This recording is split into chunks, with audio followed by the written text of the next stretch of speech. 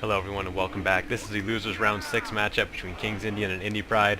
IndyPride chose the first map. It is Floodplains. It's a very interesting choice. I actually really like this map in the wintertime. He's over here in the blue as the Hojo, excuse me. And KingsIndian is over here in the Mora using his signature spear core with a lot of Yari Samurai, Naginatas, Yari Ashigaru.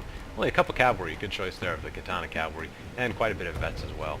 IndyPride has a nice little Katana core going here with 5 Katana Samurai and 1 Katana Hero. He has the Yari Ashigaru spear wall in front, which I don't quite agree with, but he has the experience on him now, so it still can be a very potent combination if used right. Got some Naginata monks in the back, and one thing that's very interesting about this map is, there's more to interesting maps than just hills. This forest line right through the middle means anything could be coming up this middle and meeting you. You could have an army just walking through the trees, so I can see everything, and all of a sudden, bam, a ton of cavalry just comes out of the trees right in front of you into your lines. So as you can see, both armies tend to sort of walk down the middle of this map because of that tree line, so anything could be coming out of those trees at you.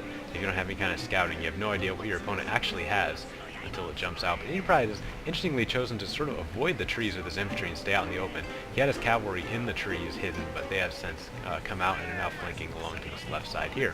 IndyPride will try and get the sword dojo, which is on the east side of the map. The shrine is still totally open to capture. It looks like KingsIndian is going to forego that and attack himself into IndyPride. 4 Yari Ashigaru here making the front line of IndyPride, and 3 of them are now in spear wall, and the 4th one is also.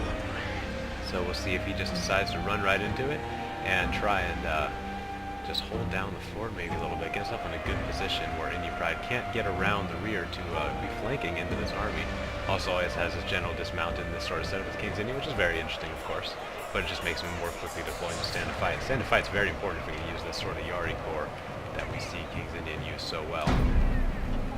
Rally's already popped there by IndyPride. He's going right for it. The general still on his horses. Looks like they might be dismounting. Yes, they are dismounting. Katana Heroes joining as well. A little bit of wavering on KingsIndian's side, but the battle has just begun.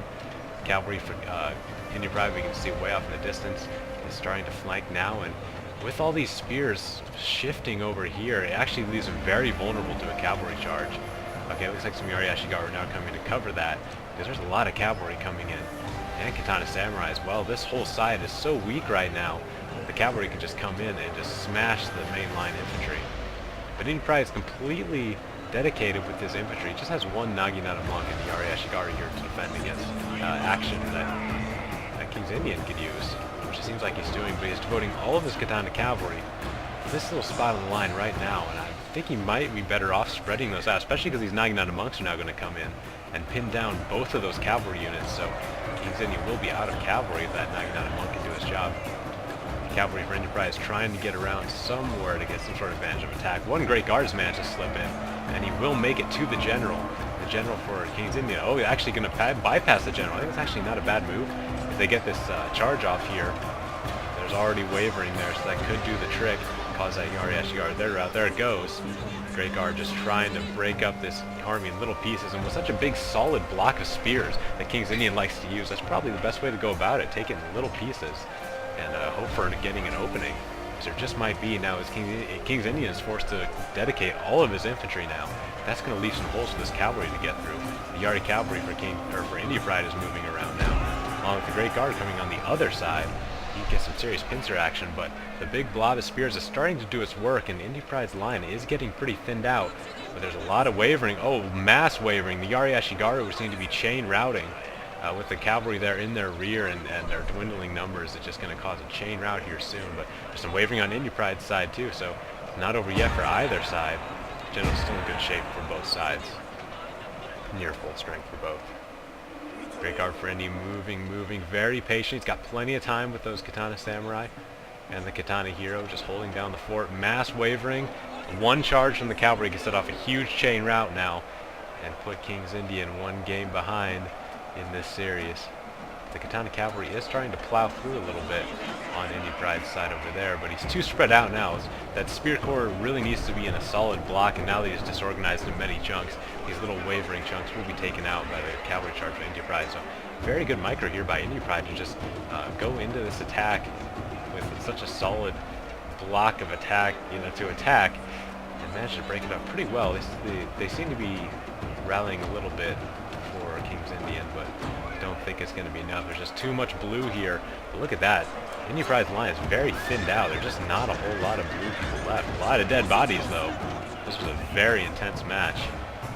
Very bloody as well. But it's great for viewing. Maybe not so much for the little pixelated men. Just a couple units now left for KingsIndian. There they go. IndyPride wins the map on his home turf. Takes game number 1. I'll see you back in the main menu. Very well done there by IndyPride in that map. It was a very great attack. I think KingsIndian maybe jumped the gun a little bit, got a little too aggressive in attacking there, and it sort of forced him to open up some holes because he had to dedicate so much infantry into an attack of his own.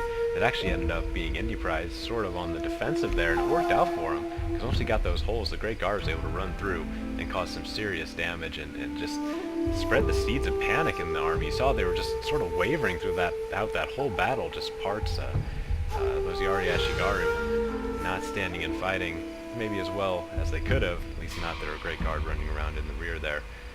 So the chain route sort of had a big impact in that as well. You got to be careful when using a lot of Ashigaru like that, because that definitely can't happen. We saw, I don't know if you saw it, you probably didn't read it with the text being so small, but there was a Yari Ashigaru that routed 138 men. See, that's what I'm talking about with that chain route.